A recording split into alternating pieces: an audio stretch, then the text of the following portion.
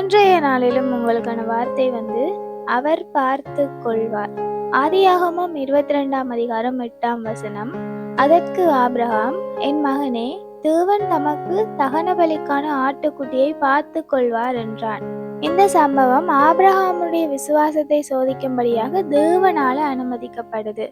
ஆபிரகாமுடைய ஒரே ஒரு மகனான ஈசாக்கை பலியிட வேண்டும்படிக்காக தேவன் ஆபிரகாமுக்கு சொல்லும்போது தேவனுக்கு பயந்து கீழ்ப்படிந்து தேவன் என்ன சொன்னாரோ அதை செய்வதற்காக தன்னுடைய மகனை கூட்டிக் கொண்டு ஆபிரகாம் வரும்போது ஈசாக்கு ஆபிரகாமிடத்தை கேட்கிறார், பலியிடுவதற்கு தேவையான கட்டையும் தணலும் இருக்குது, பலியாடு எங்கு என்று கேட்கிற தருணத்தில் தேவன் சொல்றார், அவர் பார்த்து கொள்வார். ஆபிரகாம் சொல்லுகிறதான இந்த வார்த்தை ஆபிரகாம் எவ்வளவு தூரம் தேவனை விசுவாசித்தார் என்றதற்கு அடையாளமாக இருக்கிறது.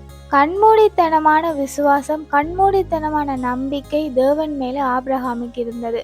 அதனாலதான் ஆபிரகாம் இன்று வரை விசுவாசத்தின் தந்தை என்று போற்றப்படுகிறார்.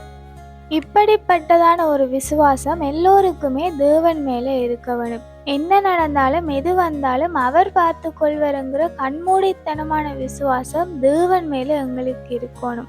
இந்த சம்பவத்துல பார்க்கும்போது தேவனுடைய வார்த்தைக்கு கீழ்ப்படிந்து ஆபிரகாம் விசுவாசமா இருந்தபடியால் ஆபிரகாமுக்கு தேவையான பலியாட்டை தேவன் அந்த இடத்திலே ஏற்கனவே உண்டு பண்ணி வைத்திருக்கிறார். ஆபிரகாம் தன்னுடைய மகனை பலியிடுவதற்கு தன்னுடைய கைகளை ஓங்குகிற அந்த தருணத்தில் தூதனானவன் ஆபிரகாமை தடுத்து நிறுத்துகிறார்.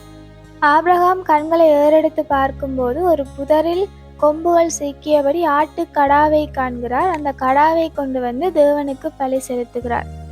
ஆபிரகாம் எந்த வகையிலையும் பின்வாங்காமல் விசுவாசத்திலும் கீழ்ப்படிதலையும் உறுதியாயிருந்தபடியா அவருக்கு வைக்கப்பட்டதான சோதனையில் அவர் வெற்றி பெறுகிறார். எங்களுடைய வாழ்க்கையிலும் தேவன் அனுமதிக்கிறது எல்லாம் நன்மைக்கு என்று எது வந்தாலும் அவர் பார்த்து கொள்வார் என்று கண்மூடித்தனமாக அவரை விசுவாசித்து நாங்கள் நடக்கிற பட்சத்தில் எங்களுடைய பிரச்சனைகள், வேதனைகள், சோதனைகள் எல்லாவற்றுக்குமே தேவன் வைத்திருக்கிறதான தீர்வை எங்கள் கண்கள் காணும்.